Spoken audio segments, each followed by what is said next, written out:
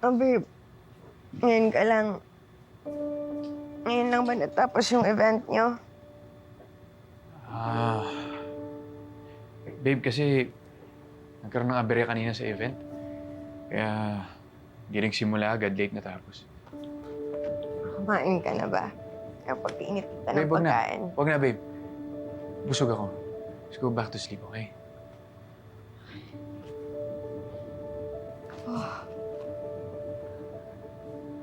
Okay? What's wrong? Babe, balik ka What's dali. wrong?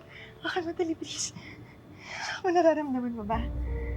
Ang lakas ng sipa ni Junior. Parang gusto niyang makipaglaro, babe. Promise me na hindi mo kami pababayaan.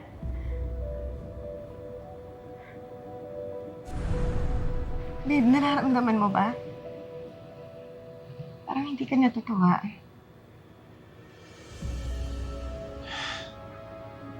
Babe, natutuwa ako. Talagang ang haba na ng araw ko today. Okay lang ba sa'yo kung papahinga na tayo? Ano naman? Sige na. Magsashower lang ako, ha?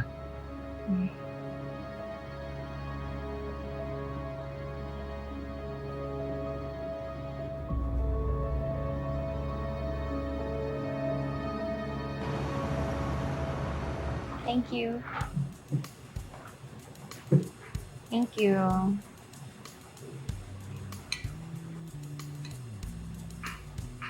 No.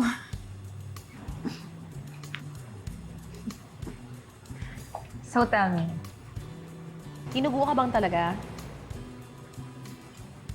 No. My pregnancy is perfectly fine. Siyempre, ginalingan ko lang yung acting ko para maawa sa akin si Jordan. Ay, naku. Grabe ka talaga, girl. Hindi ka man lang ba natatakot na baka magkatotoo yung pagdadrama mo? What if may mangyari dyan sa magiging inaanak ko? Siyempre, hindi mangyayari yun. Dahil mag-e-effort ngayon si Jordan na alagaan kami. Do you really think na mas ipaprioritize ka ngayon ni Jordan over Christy? Why wouldn't he? Alam mo, hindi hahayaan ni Jordan na may masamang mangyari sa amin ng baby ko dahil iniisip niya, kanya to. Tsaka isa pa, once na Jordan starts to spend more time with me, sasamantalahin ko. At ipaparealize ko sa kanya na kami talagang dalawang perfect together. Hindi yung damaged goods na Christine. Sige na, kain ka na. My treat.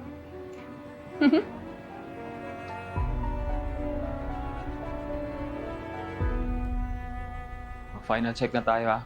Malapit na mag-start yung event. Nagpadagdag ako ng 2 moving head ha. Ihabol yun na lang mamaya. Jeff, may sabihin na ako.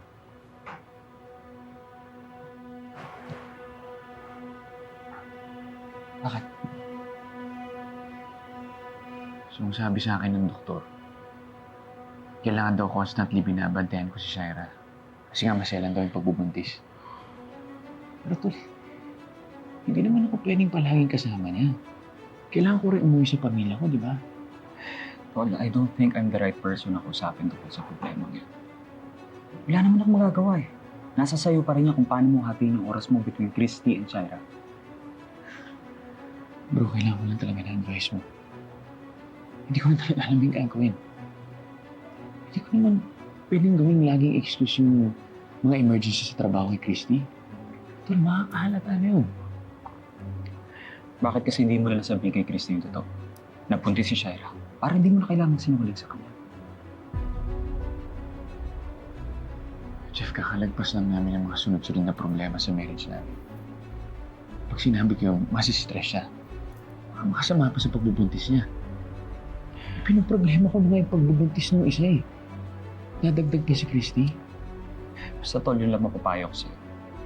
Just come clean with your wife. Huwag mong hayaan pa malaman ni Christy sa iba to. Yun naman ang plano ko eh. Humahanap lang ako ng tamang tiyempo. Pero sa ngayon, hindi dapat malaman ni Christy yung lahat ng to, okay? Ano yung hindi ko dapat malaman? At bakit hindi ko dapat malaman?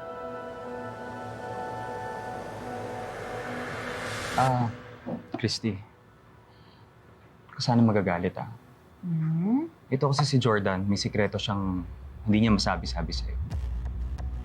Natatakot siya baka magalit ka, baka hindi mo magusto. Babe, ano yun? Tumitingin-tingin na kasi siya ng bahay. Eh gusto niya sana bumukod na kayo sa mama mo para at least may sarili kayong space. Lalo na't lumalaki na yung pamilya ninyo. Uy, yun lang ba yung tinutukoy mo kanina?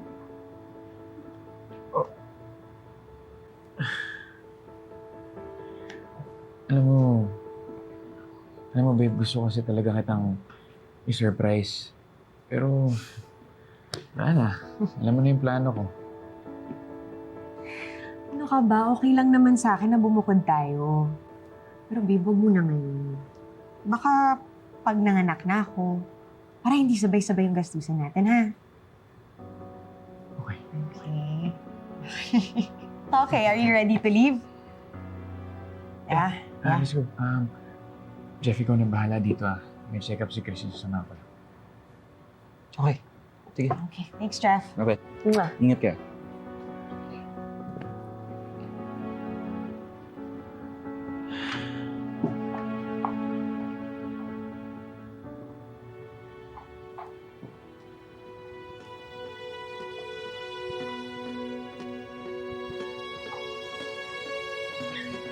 Jeff, kamusta?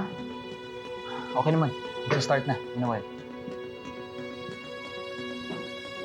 Okay na? Ready na tayo ah.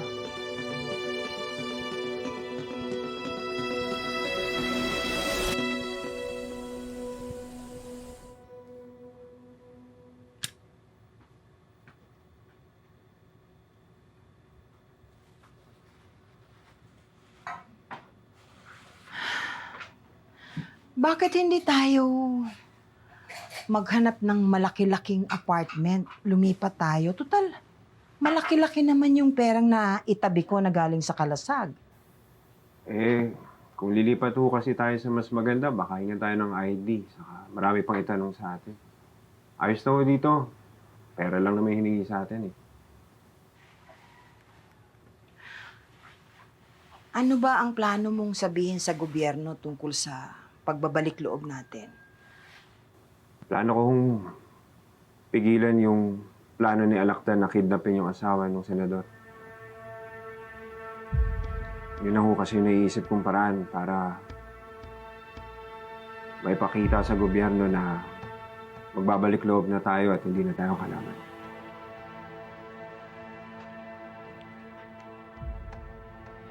Leon, hindi ba mapanganib ito?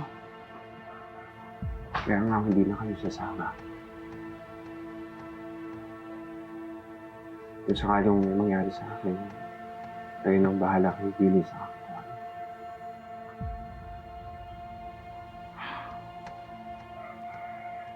Alam ko, hindi mo ginagawa ito para lang sa kalayaan natin. Para rin ito kay Christy. Ganun mo talaga siya kamahal? Payag kang isukal ang buhay mo para sa kanya? Kausa, kasal man kami sa bandila ng kalasag. Pero sa puso't isipan ko po, asawa ko ang turing ko sa kanya. Kaya gagawin ko ang lahat para makasama siya. Pati na magiging anak namin. Pati na rin ho si Billy.